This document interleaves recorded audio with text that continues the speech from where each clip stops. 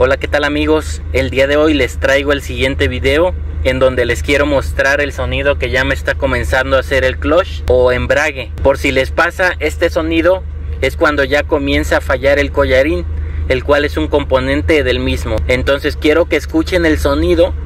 Por si ya están comenzando a tenerlo, es necesario que vayan contemplando su reemplazo, ya que podrían causar un mayor daño si este se llegara a amarrar. Vamos a presionarlo para que escuchen. No sé si alcancen a escuchar.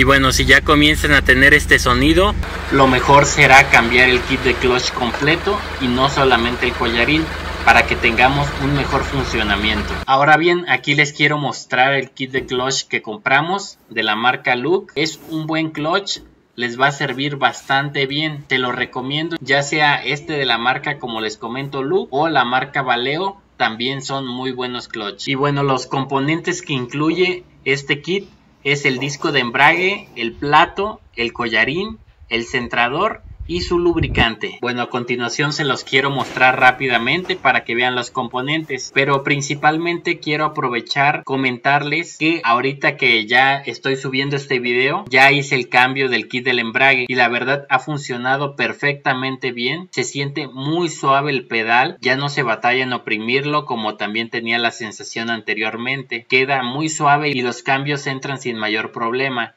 Entonces les recomiendo bastante hacer este cambio si ya notan una pobre aceleración del vehículo, que aceleren y no responda tan rápido como antes, o que ya estén escuchando este sonido del collarín. El kit me costó 2,400 pesos aproximadamente por Mercado Libre, más o menos anda en ese precio, entre 2,400 a 2,700, 2,800 pesos, para que se den una idea. Además aproveché cambiar el retén del cigüeñal y el cubrepolvo de la horquilla del clutch. En promedio por este trabajo les estarían cobrando entre 2,800 y 3,500 pesos mexicanos. La idea de este video es que puedan escuchar el sonido cuando ya hay un daño en nuestro clutch, que en este caso fue en el collarín, y ustedes sepan cómo es el sonido para que puedan hacer el cambio de su kit completo y no estén batallando más adelante. De momento es todo lo que les quiero mostrar. Hasta la próxima.